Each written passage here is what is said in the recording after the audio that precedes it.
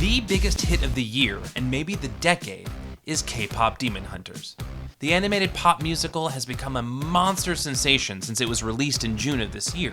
Not only is it the #1 watched title on Netflix of all time, but it's the first soundtrack ever to have 4 tracks in the Billboard Top 10 at the same time. K-Pop Demon Hunters isn't just a great movie with killer music, it's much, much more than that. What we are witnessing is a once-in-a-generation success story. So what made K-Pop Demon Hunters the golden hit of 2025? Well, I'm going to show you how it's done. For many, K-Pop Demon Hunters was their introduction to K-pop. But for most around the world, K-pop was already wildly popular. While often described as a genre, K-pop is better understood as an entire industry, one where Korean artists blend Western influences like dance, hip-hop, R&B, and rock within a highly developed production system. By the early 2020s, K-pop had evolved to reflect the musical output of idols, mostly girl groups and boy bands coming out of Korea, filling the void left behind after the departure of popular groups like the Backstreet Boys, NSYNC, the Spice Girls, and 98 Degrees.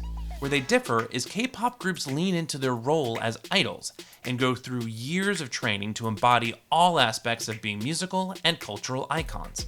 So when these groups hit, they really hit big. Even before K-Pop Demon Hunters began development in 2021, K-pop was already a global phenomenon. Hollywood just hadn't been able to capitalize on it yet. Why not? Until K-Pop Demon Hunters, most K-pop related films in development in the West took the fish out of water approach, a popular storytelling device where a character is placed in a setting that is completely foreign to them, leaning on their awkwardness within the new culture to drive the story forward. I'm not sure at all where I am.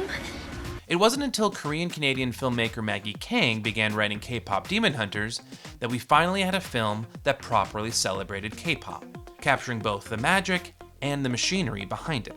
The film nods to the punishing schedules and image management that idols endure, but it never frames them as soul-sucking.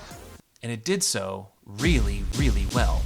The first step in creating K-Pop Demon Hunters was getting the culture right. The film could have easily gone the way of camp parody or industry critique, but instead, the animated action comedy threads the needle, embracing the spectacle of K-pop while digging deeper into the emotional and cultural core that makes it so powerful. When I first came up with the idea, it felt like purely a superhero film about Korean women and K-pop. And once we really grounded the mythology into Korean shamanism, it really opened up this opportunity to feature so many different eras of Korea, really show the history of how Korean music evolved through the ages. And I think as a Korean person watching this film, it's just very meaningful to see Korean garb, like old-time Korean garb being featured and praised and celebrated on the big screen. Aside from tapping into the massive K-pop audience ready to be unleashed in the West, K-Pop Demon Hunters filled another much-needed representation gap. Strong, talented, female role models who kick major butt. My wife of 20 years, her name is Maureen Gu, and she's one of the first kind of Korean-American voices in YA. And she often was like, why are the female characters not better in animation? Like, get to it. So then I sat down with Maggie, and Maggie's like, I have this vision of these women that are like weird and funny. And I was like, I see you. So that was really, I don't know, I felt like when the movie came out, Maggie was talking about like, I'm making this movie for 12-year-old Maggie.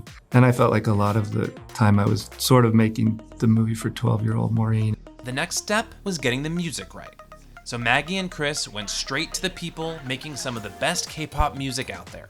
The K-pop industry is very specific, so we felt like if we wanted our music to be embraced by the K-pop community, the easiest way to do that and the best way to do that is to partner with a K-pop label and produce our songs that way. So Black Label felt like it really suited the vibe of Huntrix, and we really are big fans of Teddy and the girl groups that he has created in the past, so it felt like a really good collaboration. Like many real-life groups, Huntrix functions as a carefully calibrated constellation of personalities. Rumi, voiced by Arden Cho, is the group's powerhouse leader, driven and disciplined, with a voice that could level buildings. Think Twice's Jiho. Mira, voiced by Mei Hong, is the main dancer, cool and composed, but hiding deeper vulnerabilities. And Zoe, voiced by Ji Young Yu, the magne and resident rapper from America, brings chaotic good energy and comic relief in equal measure. Together, they embody the familiar archetypes of K-pop stardom, but the film gives each one interiority, pushing past the image to reveal the person underneath. That's thanks in part to K-pop singer-songwriter EJAE, who provides Rumi's singing voice and helped pen many of the film's original tracks. EJAE, who almost quit K-pop entirely prior to working on this film, brings a layer of authenticity to the film's sound, blurring the line between fiction and reality. Every great girl group needs a worthy foil, and KPop Demon Hunters delivers with the Saja Boys, a fictional boy band who are as heartthrobby as they are villainous. Styled with the swagger of Monsta X and the media polish of a third-gen powerhouse like BTS, they are instantly memeable, especially when they make their slow-motion entrance to EXO's Love Me Right. Hair tousled, eyes smoldering, abs rippling, evil intentions barely concealed. It's a brilliantly pointed metaphor. Boy bands that feed off obsession, idol worship that consumes. The commentary is sharp, but it never veers into scolding. Just a winking acknowledgement of how powerful and parasocial pop fandom can be. And the music is just good, really good, and it does what every successful mega hit musical does. It has songs and themes that appeal to both kids and adults of every age. Where some audiences get hooked in by the music, others get pulled in by the messaging. Soda Pop is a good old-fashioned bubblegum pop song that has every kid I know obsessed, and most parents, for at least the first 1,000 plays. What it sounds like is an epic banger pop ballad, tapping into universal themes that most people struggle with but haven't seen reflected in many animated films like this one. Like confronting your inner demons, reclaiming the parts of yourself that you're ashamed of, finding the power to be your authentic self, healing from regret and shame, and finding strength in community and friendship. These are powerful messages that are woven seamlessly into the music throughout the film. Last but not least, every massively successful film needs to be well marketed in order to reach its audience, and KPop Demon Hunters did this perfectly. But it wasn't easy. The film was developed by Sony Animation. However, Sony Distribution ultimately passed on it. Netflix thankfully picked it up, but the obstacles didn't stop there. No merchandising companies picked it up until it became a hit, which is why it took so long before we saw any mass-produced merch. Mattel's newly announced Huntrix dolls won't even be out in time for Christmas. So what did they do right? First, by bringing real-life K-pop idols into the filmmaking process, they assured that crucial authenticity necessary to gain the support of core K-pop fans. Then, they reached out to journalists and creators that were already fans and in the K-pop community.